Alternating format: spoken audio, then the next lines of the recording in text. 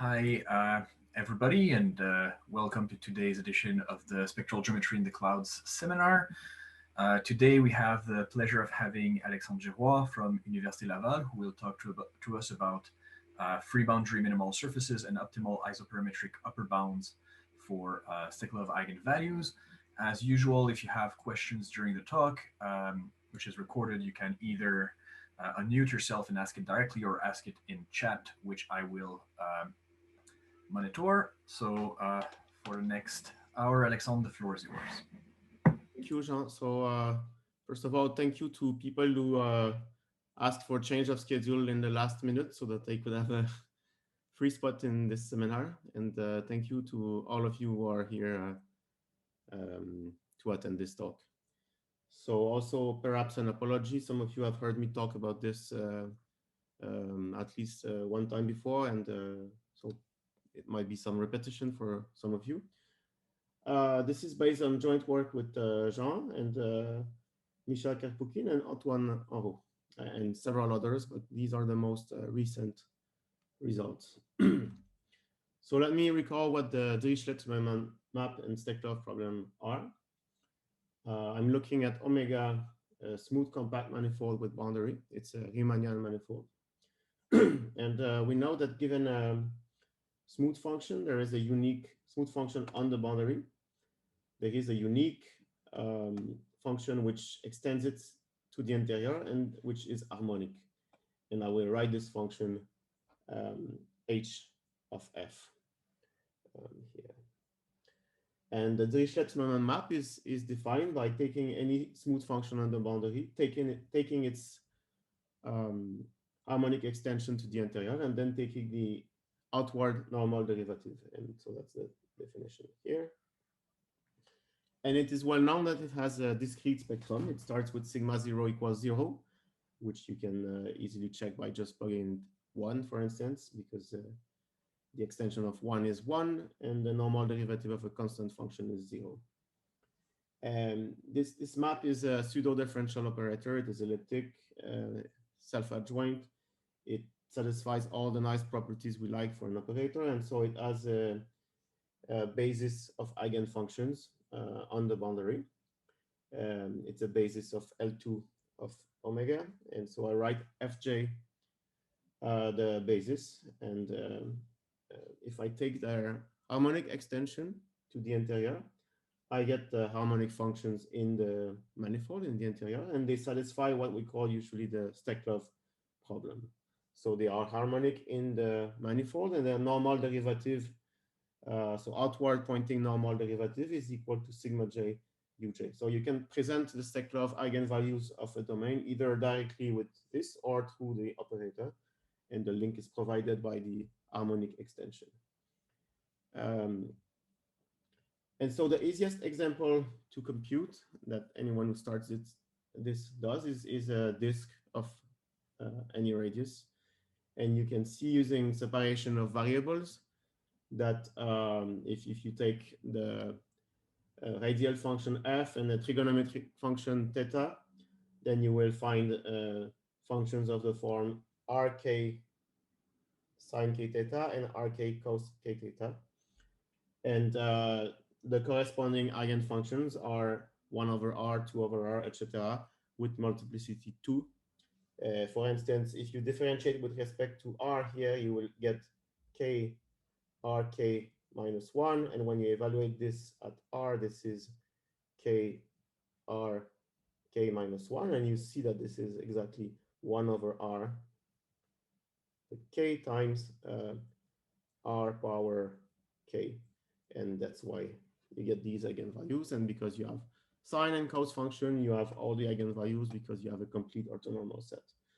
But more interesting to us is the fact that the first two non-trivial eigenfunctions are simply the coordinate functions. So if you look at, for instance, r cos theta, this is the x1 function, and r sin theta is the x2 functions. And the reason I'm interested in this example is because it is linked with the title of my talk, so with free boundary minimal surfaces. And so let me review what they are and define what they are. If I have a compact surface in the closed ball or in the open ball, I call it a free boundary minimal surface, and it could be either immersed or embedded, but I don't want to focus too much on this. If it is a critical point of the area functional, among surfaces that are constrained to have their boundary on the boundary of the ball, so on the sphere. So you do perturbations that are allowed to move the surface, and they're allowed to move the boundary as well, as long as the boundary remains on the sphere. And if you have a critical point of this, you call it a free boundary minimal surface. And this is equivalent to require that the surface is minimal.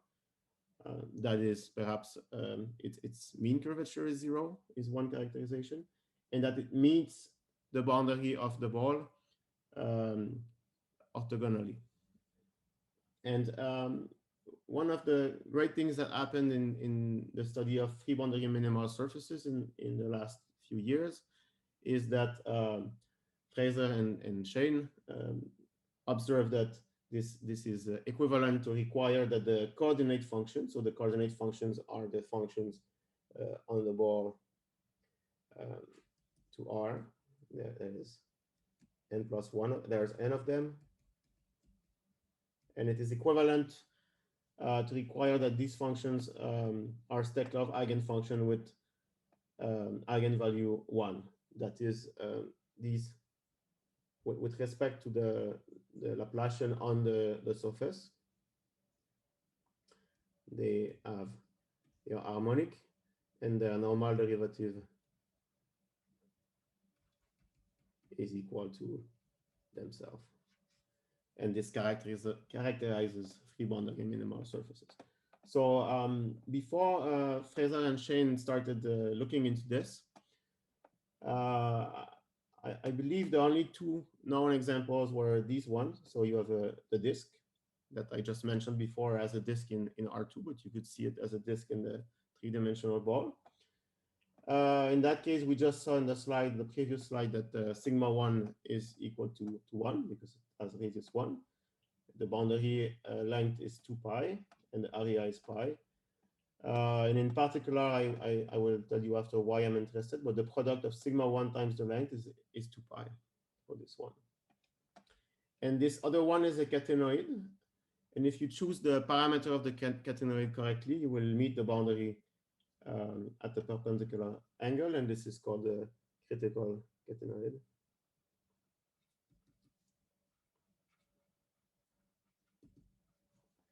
And in this case, again, sigma 1 equals 1. Note here, I said that a characterization is that sigma is equal to 1, but I did not say that sigma 1 equals to 1. But in these two examples, it is the first Steklov eigenvalue which gives this parameter 1.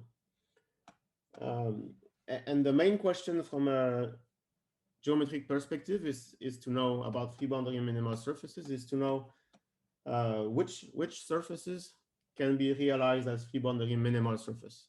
So given a compact surface with a certain genus and a certain number of boundary components, does there exist a free boundary minimal surface that has this genus and these number of boundary components? So before what I'm going to mention on the next slide, the only two known examples were the disk, so genus 0 and 1 boundary component, and the annulus, so genus 0 and 2 boundary components. They are the two primitive examples that were known of this. But all of this changed with the work of Fraser and Shane.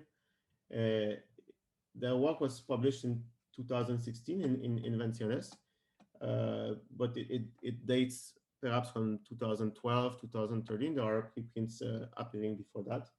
And what they showed is the following. I mean, they showed many things, but one of them is this.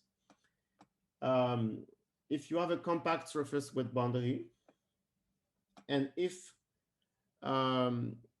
you have a metric on it, which makes sigma 1 times the perimeter maximal, among all Riemannian metric. Then this quantity here is scale invariant, so you might as well assume that sigma 1 equals 1. If you do that, then there will be some corresponding eigenfunctions, Steklov eigenfunctions, and they will satisfy this set of equations. This set of equations, the first line means that the stress energy tensor is 0, so it means that the map U equal Ui, which goes from omega to Bn, which is composed just by the vector of eigenfunctions. It will be a harmonic map, and so it will be a isometric minimal immersion in this case. And on the boundary, you have the sum of the squares equal 1, which means that the boundary is sent to the boundary square. So in other words, the map from omega to Bn is an immersed free boundary minimal surface. Now here I said it's a branch immersed free boundary minimal surface because it could happen in theory that there are problems, so branch points, so places where the immersion is not really an immersion anymore. And also, I mean, immersed means that there could be self-intersections and things like this. But with this statement here, with this result, it is the perfect machine to give a plan how to construct new, or to prove existence, not construct, prove existence of free boundary minimal surface. Because if you prove that you have existence of some metric for which this quantity is maximal, then you will have a free boundary minimal surface corresponding to this. And in the same paper, this is exactly what they did. In the situation where you have a surface of genus 0, then they proved that there exists a metric on the surface which maximizes this. So for any other metric h, you will have that sigma 1 omega g times the perimeter is bigger or equal to sigma 1 omega h times the perimeter for h. And this is great because it's answering some of the question that I was mentioning as the main geometric problem. So in particular for a surface of genus 0, well, there is a bound on multiplicity in terms of genus for Steklov eigenvalues, and so for genus 0, you get that the bound, the multiplicity is smaller or equal to 3. And so by applying the existence result here, together with the characterization on the previous slide,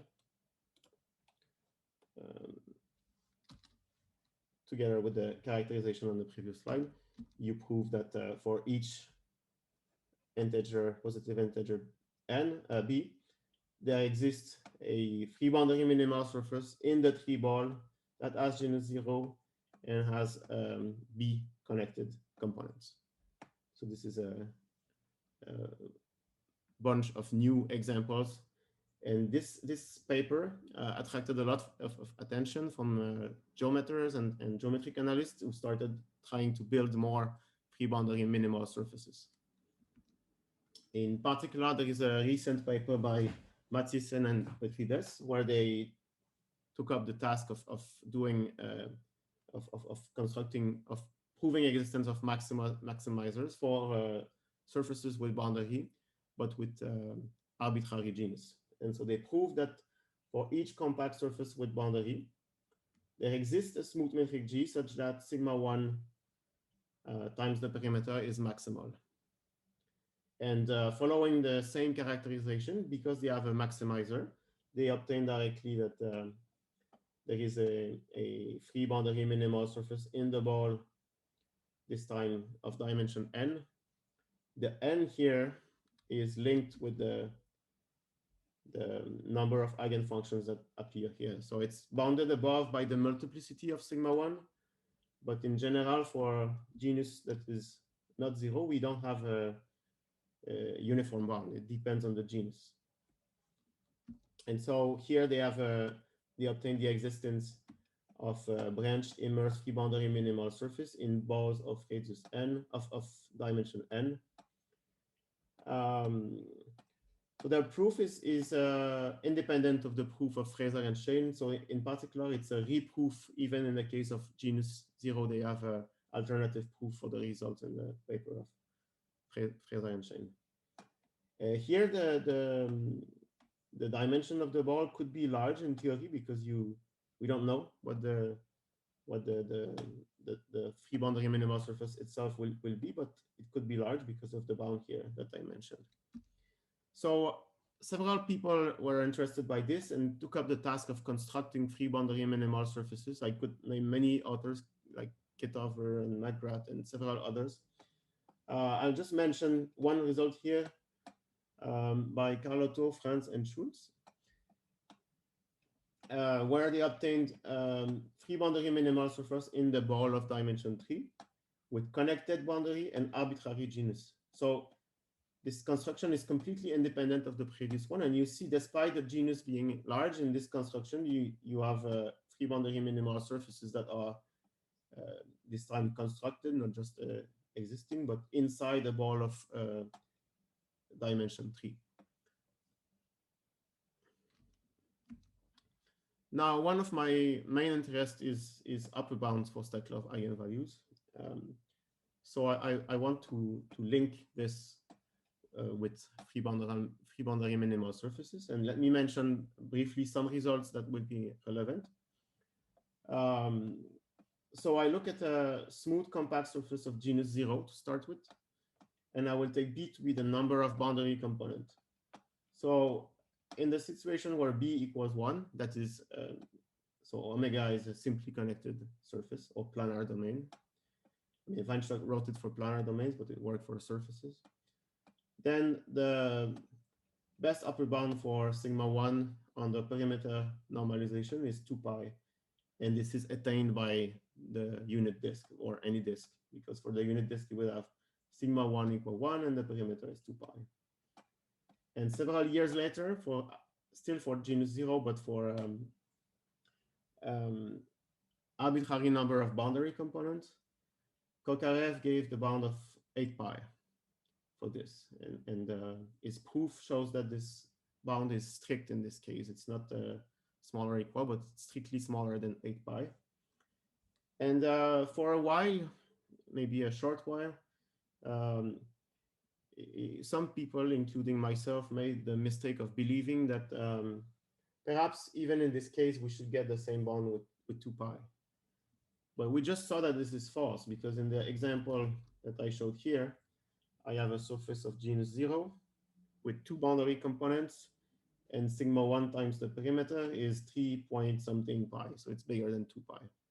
So we know that the bound by Weinstock could not be directly transferred or be true as stated for an arbitrary number of boundary components.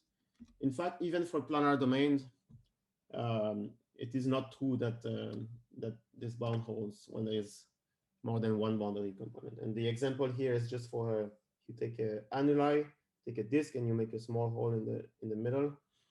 And you will see that for this domain, if you look at sigma 1 times the perimeter, well, I plotted here the curve of the values. You see that here it's 2 pi, and when you have a small hole, it gets a bit bigger.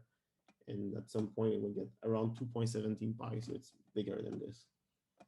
And so this raises the question to know, what is the best upper bound for sigma 1 normalized by its perimeter among all either planar domain or surfaces of genus 0? These are two distinct questions a priori. And all we know for now at this slide is that it is between the supremum of sigma 1 omega times perimeter is say between 2.17 pi or 3 point something if we look at the critical catenoid, and 8 pi. And so we obtained a series of results in a series of 3 papers. The first one is with Antoine Henrot and Jean Lagacé. And it is for planar domains. And for planar domains, we constructed some planar domains for which, for instance, we started with a disk, and we used a grid here, and we made small holes on this grid. And as epsilon tends to 0, you have more and more holes, and they are smaller and smaller. And we constructed something like this and showed that we could do this so that sigma 1 normalized tends to mu1 of the disk times the area of the disk. And here, mu1 is the first non-zero Neumann eigenvalue. So it is a 0 of the derivative of some Bessel function, and you reach 3.39 pi.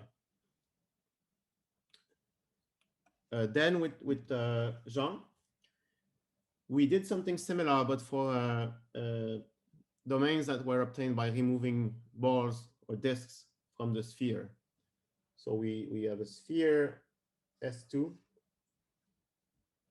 and we constructed a sequence of domains by perforating the sphere more and more, such that sigma 1 times the perimeter tends to lambda 1 of the sphere times its area. And lambda 1 of the sphere is 2, and the area is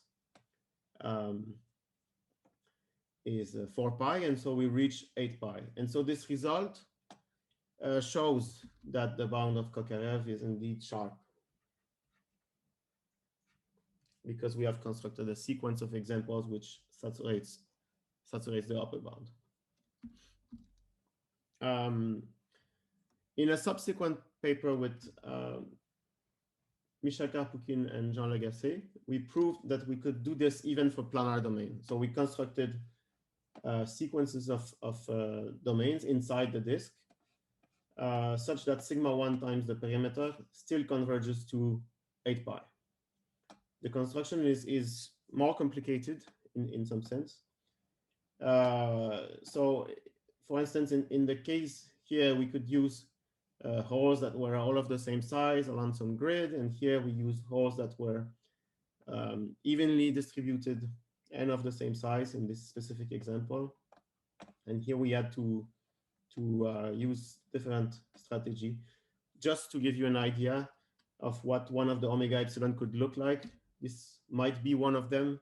So we have holes that are becoming denser and denser and that are small, and they are of various size. This is just a pretty picture. It doesn't mean that this specific picture is anything close to the one realizing this. It's an actual one from this, but I don't know how close it is to realizing this bound 8 pi. Perhaps I could note already that if we had started from any simply connected domain, say this one, our proof shows that we can make holes in this and still reach 8 pi. So it is not important that we start with a disk. Here I said that there are domains in the disk, but it's not important in the proof that they are in a disk. We can start with any simply connected domain, and doing holes appropriately, we will reach 8 pi. So this gives a complete solution for the best upper bound for sigma 1 on the perimeter constraint, both for surfaces of genus 0 and for planar domains. Now, what does this teach us about free boundary minimal surface? Well, we know that there are surfaces of genus 0 with sigma 1 times the perimeter arbitrarily close to 8 pi. And these domains that are perhaps in S2 in my construction with Jean, well, they are compact surface of genus 0. And I have started by telling you that Fraser and Shane proved the existence of metrics, Riemannian metrics, which maximizes sigma 1 times the perimeter in this context. So if we take G, a metric such that sigma 1 on one of these domains that I have here, if I take the metric here, which maximizes this product for a given epsilon, so this exists from Fraser and Shern, or from Matisse and Petrides, both of them. And then I can normalize it by changing the metric through homotopy, just multiplying by a constant. So I can assume that sigma 1 equals 1. And then the construction of the first result of Fraser and Shane that I mentioned shows that there is a this metric G corresponds to a free boundary minimal surface. And so if I take this value that I get here, I get sigma 1, this one is 1 by normalization. I get this quantity, which is the perimeter of this surface. And I know it is smaller than 8 pi by the bound of Kokarev.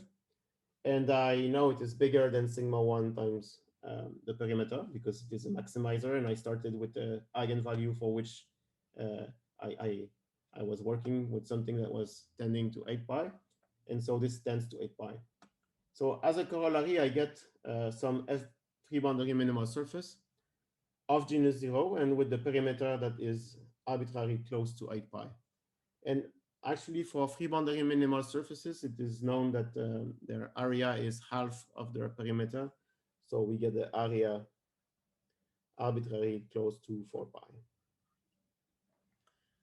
And so this raises the question about how large can the perimeter of a free boundary minimal surface be actually. Here I have an example where it goes to 8 pi, but perhaps it could be much larger or something like this.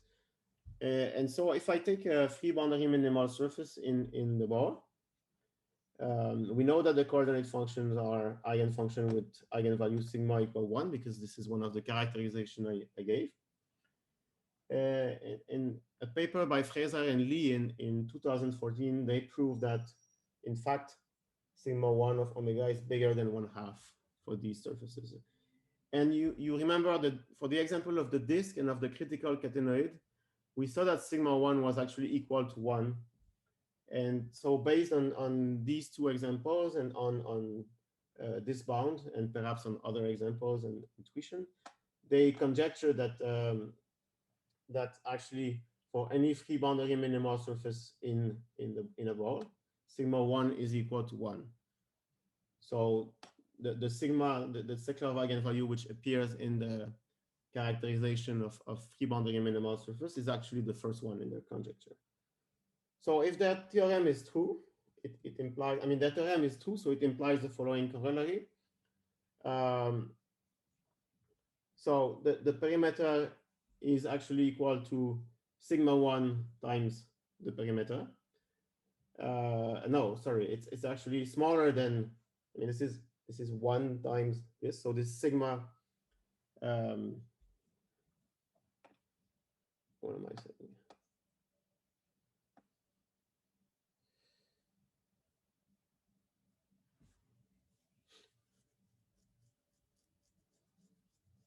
What am I saying here? Okay, forget this. If the conjecture is true, we have that this is sigma 1 here, and we have 8 pi in this case here. Perhaps forget about the line before. And so if the conjecture is true, the length is bounded by 8 pi. And it is the best upper bound because we just showed that there is I just explained that there is one where it tends to 8 pi.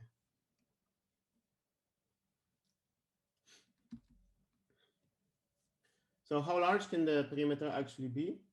Well, okay, with Jean, we proved the following that shows that this conjecture is true in some restricted cases.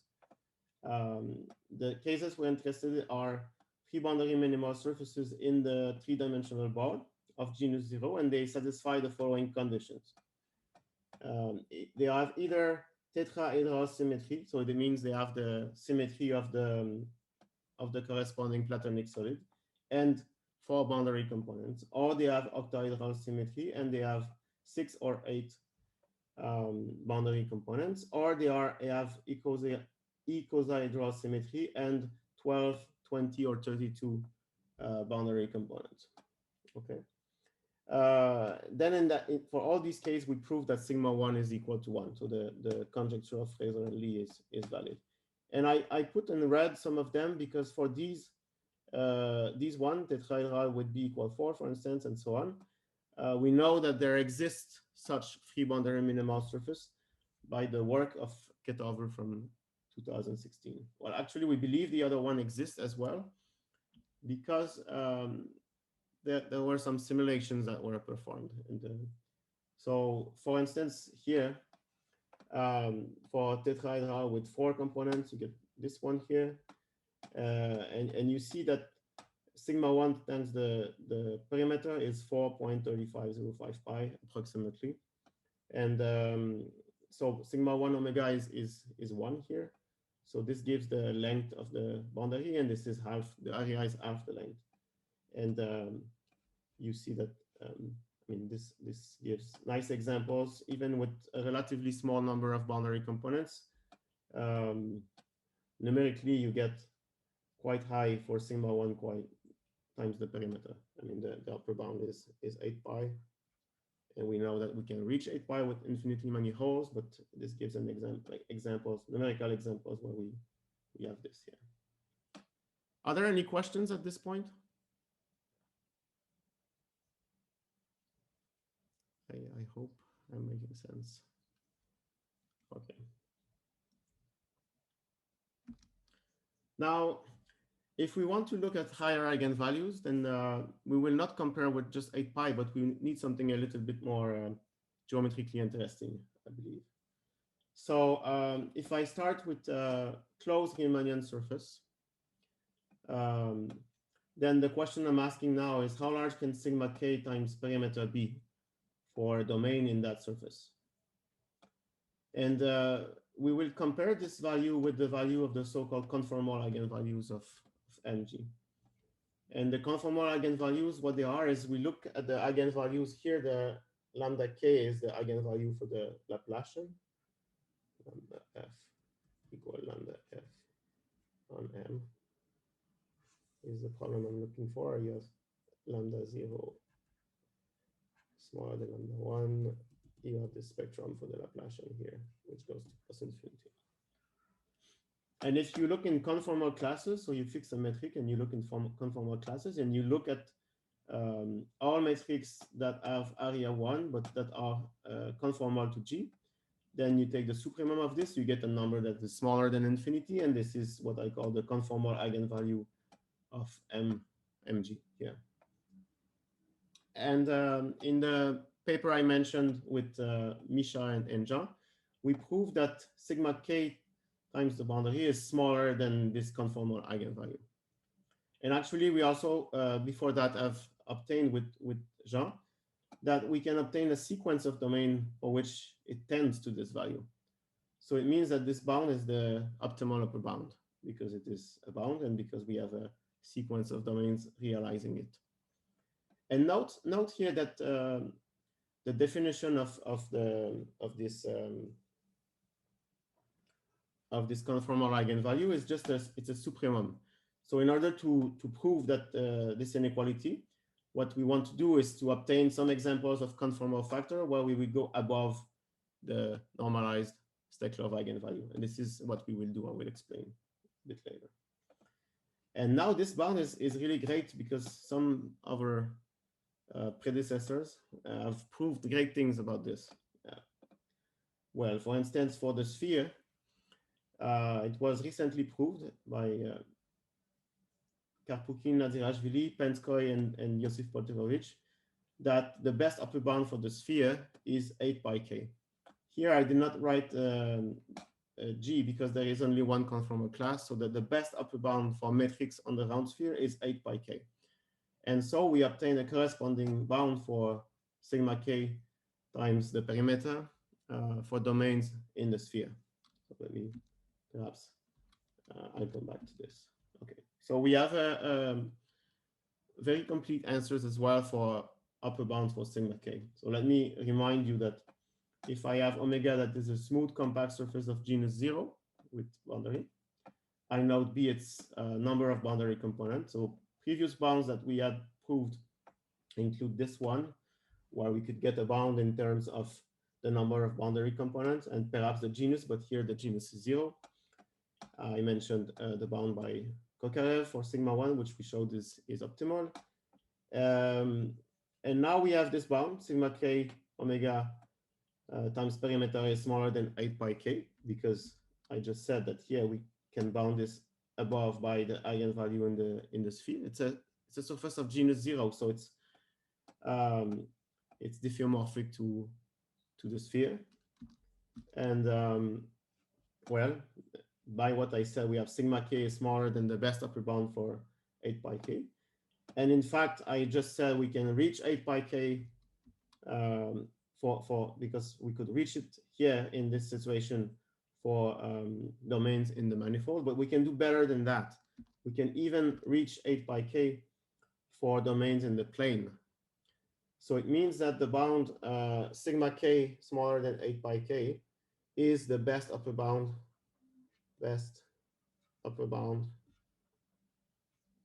for omega in R2 as well. So this solves this question. Okay. Now, what does it tell us about free boundary minimal surface this time? Well, we don't develop any new machinery for free boundary minimal surface, but we can apply what Mathieusen and Petrides and before them Fraser and Shane have done. So if we take some surface of genus gamma, such that lambda 1 times the perimeter, the area is near its best upper bound, which I will call lambda 1 of gamma. So that's the supremum over all metrics of lambda 1 times the area on that surface. So it depends only on the genus. Well, for any metric that is near this supremum, we can take a domain in the surface, and for that domain in the surface, we can use the construction of Mathieusen and Petrides to obtain a corresponding free boundary minimal surface with sigma 1 equal 1. So that's sigma 1 of this free boundary minimal surface times the perimeter is equal only the perimeter. And so it will be as close to lambda 1 of gamma as we desire. So the perimeter of this surface will be near the best upper bound for the Laplacian normalized by area. And for the perimeter, for this value here, we know that there are surfaces. If the genus increase, we will have surfaces that have this bound tend to infinity. It means there are surfaces with lambda 1 normalized by area, which goes to infinity. And in particular, we obtain in this way the existence of some free boundary minimal surfaces such that the perimeter here will tend to infinity. And if the conjecture of Fraser and Lee is true, then the perimeter here is bounded by this number, and this is the best upper bound again.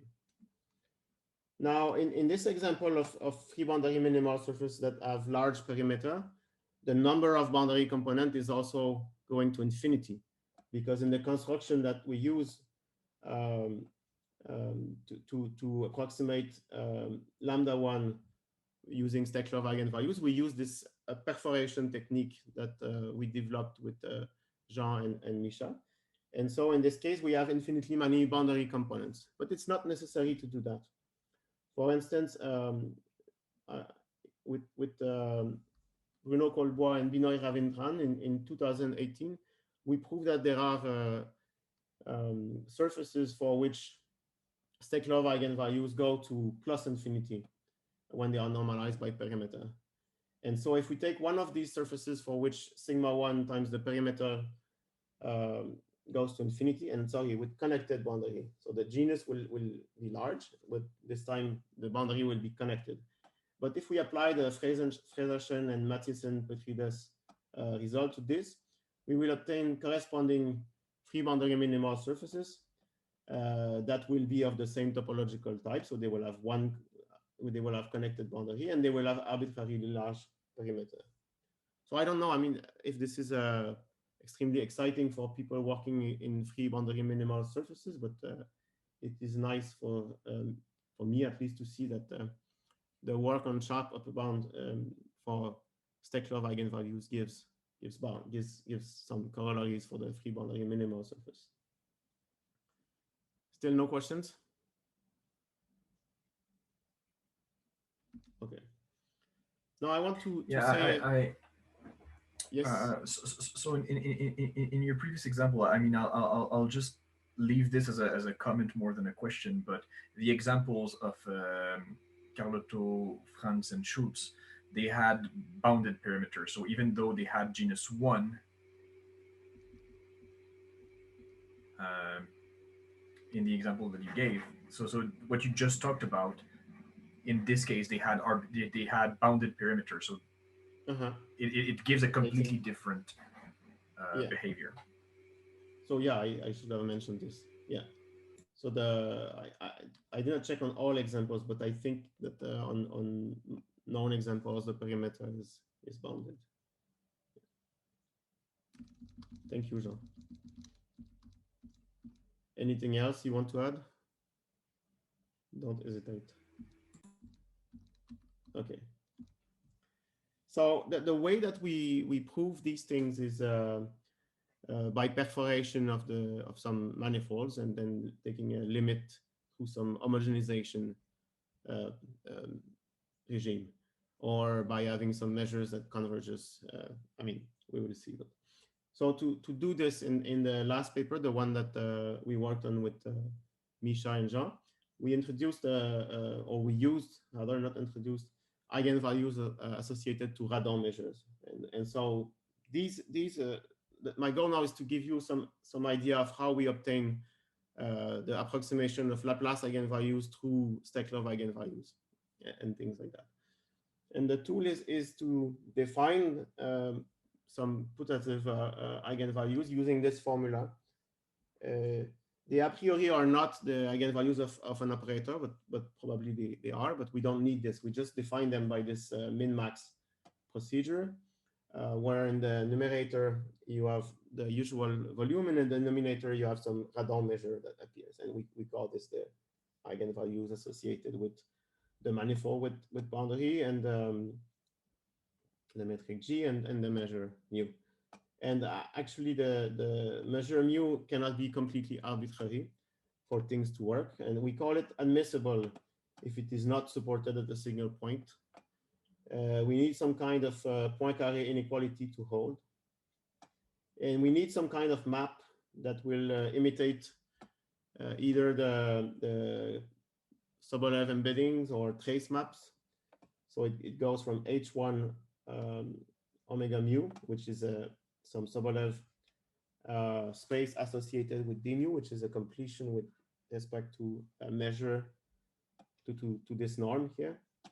So we need this map induced by this to be compact. And this replaces the usual business of having compact embedding or compact trace map.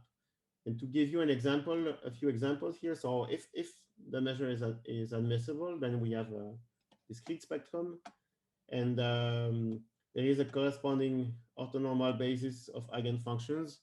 And what we mean by that is that there is a basis of this space, of this L2 space for the radon measure, and they satisfy this weak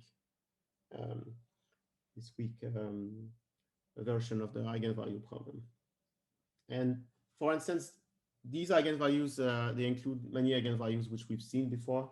If we take as radon measured just the Riemannian volume, then we get the Neumann Laplace eigenvalues, and this new trace map is the Sobolev embedding. If we look at a manifold with boundary and we take the pullback or the push forward by inclusion of the measure on the boundary, then we get Steklov eigenvalues, and the map is the trace map. We can take a combination of the two previous examples and we get what we call dynamical eigenvalues, and so we can study this with this. If we have the measure with a weight in front of it, then we get weighted Laplace eigenvalues with Neumann boundary conditions. And what we would like to have is that if we have convergence of these radon measures, then we would like to have convergence of the corresponding eigenvalues. And this is what we want to use. So in 2014, Kokarev proved that if you have this weak convergence, then you have some semi-continuity properties. But this is not enough to have, I mean, the weak convergence here is not enough to have convergence of the eigenvalues. And so what we did is to provide some conditions under which this becomes true. So if we have domains in the manifold and radon measures mu n and mu on M, and if they satisfies these conditions, then we will have convergence. And the conditions are that the measure converge weakly to mu, and that the domains, they fill the manifold in the sense that the volume of the complement goes to 0. All of the measure mu n and mu are admissible for all n. The admissibility was the conditions that I described before, which gives that the spectrum is discrete. And we need some equibounded family of extensions map. They go from H1 on the domains to H1 on the full manifold. And in practice, these maps are often obtained by taking harmonic extensions of functions in the holes that we are studying, or in some holes that are there. And we need some convergence in the dual of some sub-L space, or some p smaller than 2. So this is rather technical, and in various different applications, we need to check these conditions. But it works. And so as a first application, let me show the easiest one, I think, is this one. We want to show that this is what I stated before. Sigma k normalized by perimeter is bounded above by the kth conformal eigenvalue, which is defined here. And the strategy is to obtain, this is a soup, so we want to obtain something here which will be bigger than sigma k times the perimeter. And what we do is you take some densities in the domain that become concentrated on the boundary. So if this is a slice, maybe this is the boundary, and you take something which will concentrate on the boundary. So this is similar in spirit to some previous works where people showed that the Steklov spectrum is obtained as limit of Neumann problems with the density concentrating to the boundary. And by taking measures, see, we take metrics that are the original metric times a density, like we have in the definition of the conformal eigenvalues, and we use a function that is such that it will concentrate on the boundary. Then we will obtain in this way a sequence of measures that will concentrate on the measure that is the push forward of the length of the boundary. And when we do this and we look at the kth eigenvalue, kth radon eigenvalue for this measure, then we get what is called transmission eigenvalues. So they are eigenvalues for a version of the Dirichlet-Neumann map which extends on each side. And these are, it's easy to see that these are bigger than sigma k of omega g. And because they are bigger, and we have a sequence here in the definition of the conformal eigenvalue, which converge to something bigger, then we obtain a proof of this thing here. Okay. Okay, that's the spirit. I mean, the details are all hidden. Now we can also obtain a sequence of domains that will converge to the kth eigenvalue, conformal eigenvalue. And this is a special case of the next construction I'm mentioning here. Imagine you are on a closed Riemannian manifold, like perhaps the sphere that I had before for the upper bound.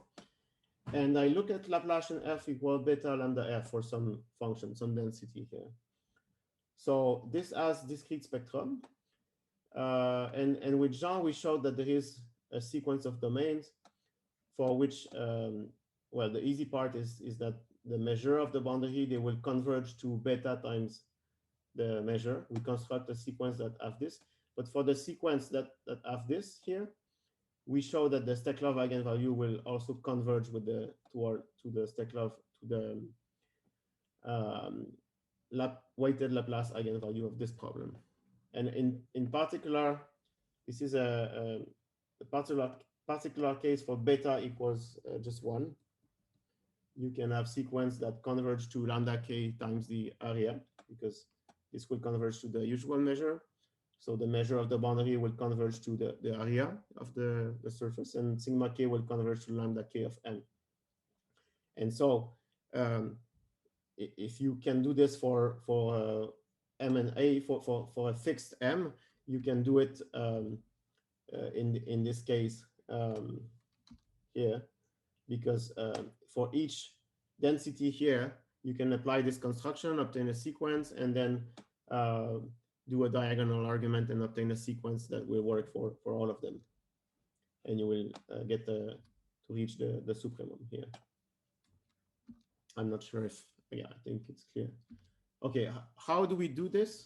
Well, I won't say much. I will just say how we construct the domain. So you take epsilon separated set. This means that the distance between x and y is bigger or equal to epsilon for all x and y in this set, epsilon, and it is maximal with this property. And then you can look at the Voronoi tessellation associated to this. So a Voronoi cell is the points that are closer to P, to a point in this epsilon separated set to any other. So you obtain something that perhaps covers your manifold and looks like this. And what you do is on each of these cells, you will remove a small hole in the middle, and you choose the size of this hole so that the measure of the boundary here is related to the area of the cell. Or if you have a weight, you choose it related to the weight times the volume of the cell. And in doing so, you obtain directly that the measure of the boundary that you have obtained will converge to beta times the measure on the manifold directly. And well, of course, this is the easy part. We constructed it so that it works like this. And then you have to prove that this actually does the job. But I will not do this here, of course. Okay, so actually I'm stopping here. I hope this made some sense. Perhaps before I'm stopping, let me mention that the details of that construction of this construction of the continuity of radon measure and so on, they were presented by Jean last fall, and so I'm referring to this perhaps for details. If you want details, yeah. Okay, thank you very much.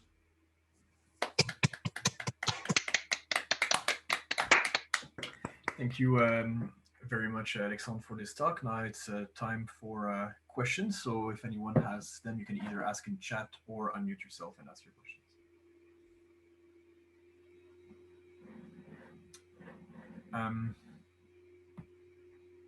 I'll start the. So just one comment: if my co-authors want to comment rather than ask questions, they're welcome to do so. Mm-hmm.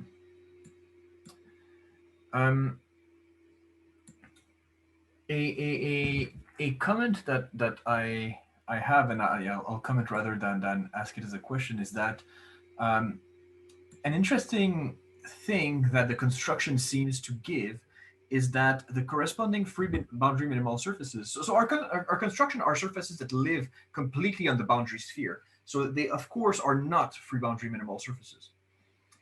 Yeah. But the construction that we seem to be able to obtain by this construction tells us that the behavior that we expect to happen is that the corresponding free boundary minimal surface that you would obtain as the maximizer to the Steklov problem will in some sense accumulate to the boundary of the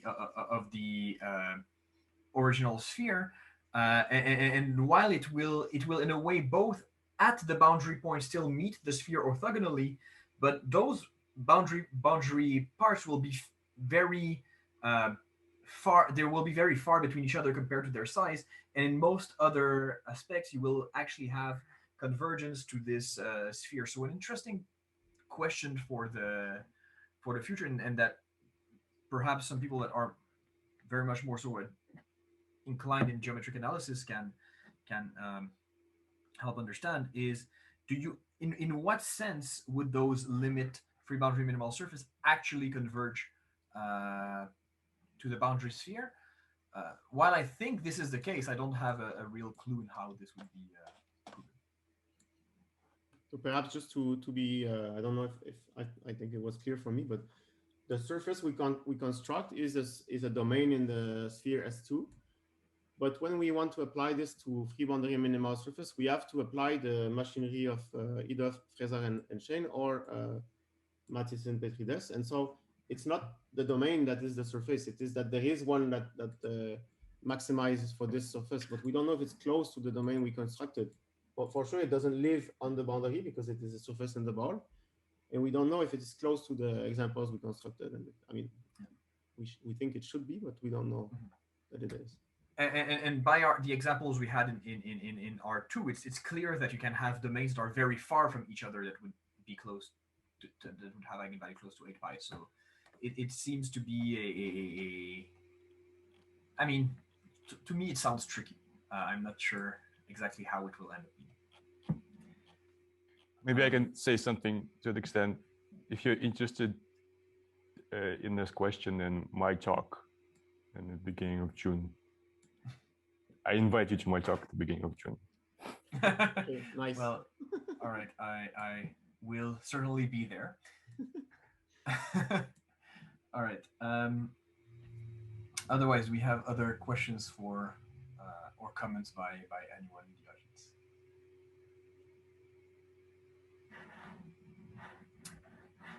Well,